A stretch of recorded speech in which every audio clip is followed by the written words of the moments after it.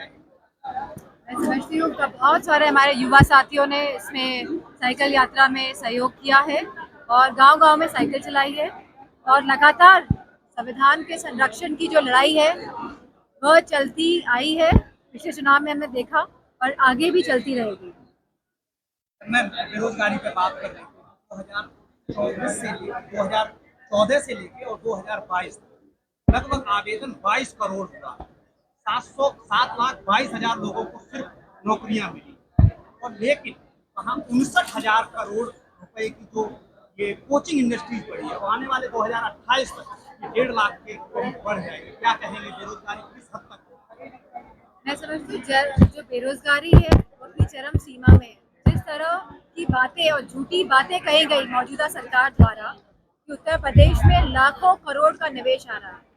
अगर किसी प्रदेश में लाखों करोड़ का निवेश आता है तो वहाँ पे इंडस्ट्रीज लगती हैं, वहाँ पे फैक्ट्रीज लगती है, वहाँ रोजगार के अवसर बढ़ते हैं, वहाँ पे इंफ्रास्ट्रक्चर बेटर होता है और इंफ्रास्ट्रक्चर बेटर होगा तो मैं समझती हूँ अपने आप रोजगार के अवसर होते हैं। लेकिन इस सरकार में मैं समझती हूँ भ्रष्टाचार चरम सीमा पर है। पूरी तरह हमारी स्वास्थ्य सेवाएं पूरी तरह नाकाम है। इसी के साथ अगर हम सड़कों का हाल देख लें तो सड़कों का हाल क्या है ये हम सब जानते हैं और ये जनता जान रही है। गांव-गांव तक सारी सड़कें खराब पड़ी हैं लेकिन ये सरकार अपनी आंखें मूंद कर बैठी है। मैडम, उत्तर प्रदेश के मुख्यमंत्री जी का विवादित बोल सामने आया है। अखिलेश जी के बयान के बाद योगी जी कुत्ते की पूंछ वाले बयान जैसी बातें कर रहे हैं। मैंने ये बयान नहीं सुना है और हम सबको ये समझ लेना चाहिए कि उत्तर प्रदेश की मुख्यमंत्री की क्या भाषा शैली है और वो किस तरह के विवादित बयान लगातार देते हैं। और मैं समझती हूँ कहीं ना कहीं इस बात की टीस है उनको कि उत्तर प्रदेश में जिस तरह गठबंधन और समाजवादी पार्टी ने जो परफॉर्मेंस रहा है और जो सीटें जीत के आए हैं तो कहीं ना कहीं वो इस बात से उत्तेजित महसूस हुए हैं। आजकल गुजरातियों का बहुत ज्यादा डेरा है। एक लोग बोलिए। मैं समझती हूँ क्योंकि जो घी आ रहा था वो घी इम्पोर्ट होके आ रहा था बाहर से।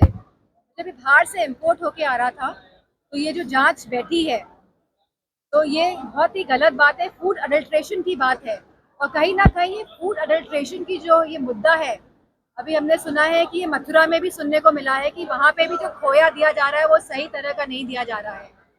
तो मैं समझती हूँ इसमें जांच बैठे और जल्द से जल्द ये कैसे सुधारा जाए इस पे काम किया जाए। गुजरातियों का आजकल मैसूर में बहुत ज्यादा डेरा है। उनका स्वागत है तो हमारे देश के सब हम सब एक ही हैं तो उनका मैनपुरी में स्वागत है। वन नेशन वन इलेक्शन की लगातार बात हो रही है जबकि अभी तक यूपी में 10 सीटों में चुनाव हो रहे हैं। जो बातें भारतीय जनता पार्टी ने कही है अगर उनकी पार्टी को कहीं से भी वो बेहतर स्कोप दिखता है भारतीय जनता पार्टी को अगर इन बातों को जो कहती है ये तो वो लागू करती है और अगर स्कोप नहीं दिखता तो वो लागू नहीं करती है। जहाँ एक तरफ बड़े नेता वन इलेक्शन वन नेशन की बात कर रहे हैं वहीं हरियाणा का चुनाव पहले करा रहे हैं। उपचुनाव का अभी कोई डेट निर्धारित नहीं हुई है।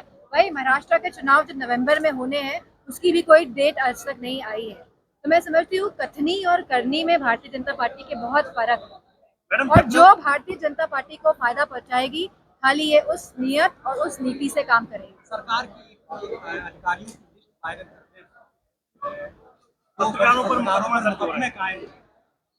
मैं समझती हूँ सच बोलने पे जिस तरह पत्रकारों पे मुकदमे हो रहे हैं जिस तरह हमारे कार्यकर्ताओं पे मुकदमे हो रहे हैं तो ये दिखाता है कि किस तरह ये लोग पूरी तरह लोकतंत्र को कहीं ना कहीं नष्ट करने का काम कर रहे हैं और इसी मानसिकता से काम कर रहे हैं और ये नहीं चाहते हैं कि जनता के बीच में सच्चाई आए। मैडम, जब जब इलेक्शन आता है तो भाजपा भगवान को लेकर वोट की राजनीति करती है। इस बार अयोध्या ने भगवान ने ही भाजपाइयों को नकार दिया है और लगातार नकारेगी। आप देखिएगा आने वाले समय में। अभी तक राम का नाम लेते थे, अब जय श्री कृष्णा कहने लगे हैं, मथुरा को लेकर राजनीति कर रहे हैं। मैं समझती हूँ कि भारतीय जनता पार्टी की जो राजनीति है वो सांप्रदायिक राजनीति है लेकिन समाजवादी पार्टी समुदाय की राजनीति करती है। समाजवादी पार्टी युवाओं की, किसानों की, महिलाओं की राजनीति करती आई है और करती रहेगी। एक बीजेपी का कार्यकर्ता है फतेहपुर हाँ जी हाँ जी। सोशल मीडिया पर वायरल हो रहा है, सुसाइड करने की कोशिश की, आरोप ये है कि परिवार को उतना परेशान कर रहा है सुसाइड करने पर मजबूर हम लगातार देख रहे हैं किस तरह का पुलिस का रवैया लोगों की तरफ है, किस तरह हीन भावना से आदेश अनुसार पुलिस भी काम कर रही है। यहाँ पुलिस वालों को देश की सेवा करनी चाहिए और देश जन जन से बनता है। तो मैं समझती हूँ उत्तर प्रदेश की जो पुलिस है जिस तरह से कार्य कर रही है और जनता देख रही है, ऐसा नहीं है कि जनता नहीं भाप रही है इन सब बातों को, जनता देख भी रही है, समझ भी रही है और समय आने पे आप देखेंगे कि किस तरह परिणाम आएंगे।